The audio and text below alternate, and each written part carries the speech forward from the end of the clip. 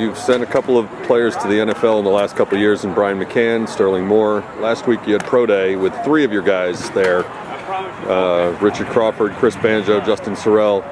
You were there. What did you think of their performance, and could we see 3 in a row? Well, I think they did a really nice job. They didn't hurt themselves, for sure. They trained really hard. It showed out here.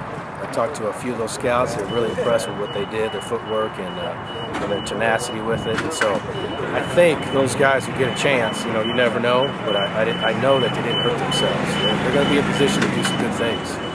You're losing 3 guys like that. You not only lose some talent, you're losing a lot of experience. How comfortable are you with some of the young guys who are going to have to step into some of those roles?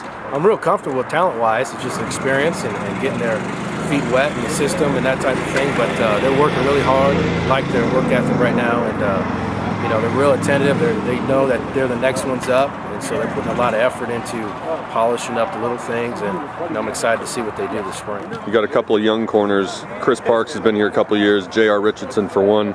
How are they doing in terms of coming along both physically and also learning your defense and competing for that role? It's like night and day. They know that now it's their turn to be in that spotlight, and the improvement they made in the offseason to now is incredible. And like I said, I'm really looking forward to seeing how they progress, when it gets going here live and that type of thing. But what I've seen from the end of last season to right now, I'm really happy and excited to see how they do, and so it's going to be a lot of fun to see those guys. The old man of your secondary is now Ryan Smith. What's he like in terms of not what he does on the field, but as a leader for the younger guys? What kind of, sort of a captain for the secondary? What's he like in that role? He does a great job. It was passed from Chris Banjo to him, and being a 5th-year guy, he's been through it all. He's had a lot of reps, and he's like that second coach on the field for me. He gets people lined up, and they all listen to him because he's been through it, and they're trying to get to that position. And so, he's great to have. Obviously, a 5th-year guy. You can't ask for more. Last year, you and Coach Mason both talked about Kenneth Acker really coming on in the latter half of the year.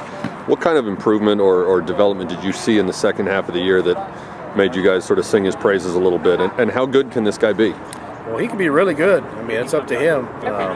He's done a real good job this offseason in the weight room. He's gotten a lot stronger.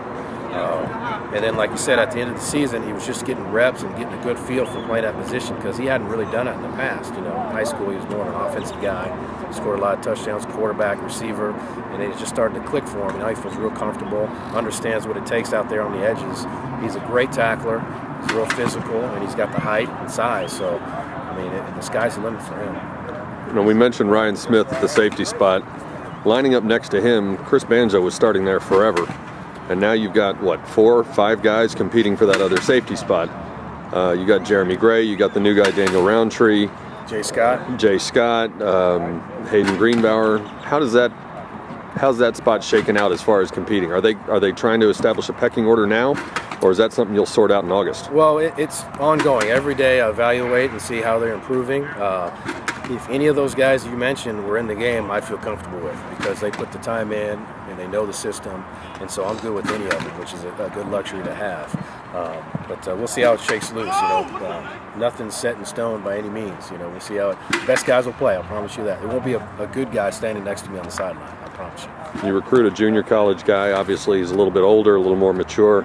And Daniel Roundtree falls into that role. What are your initial impressions of him, and what do you like about him, or what did you like about him when you recruited him? Well, what I like about him is he's really strong, he's tough, he can run, he's got some size to him.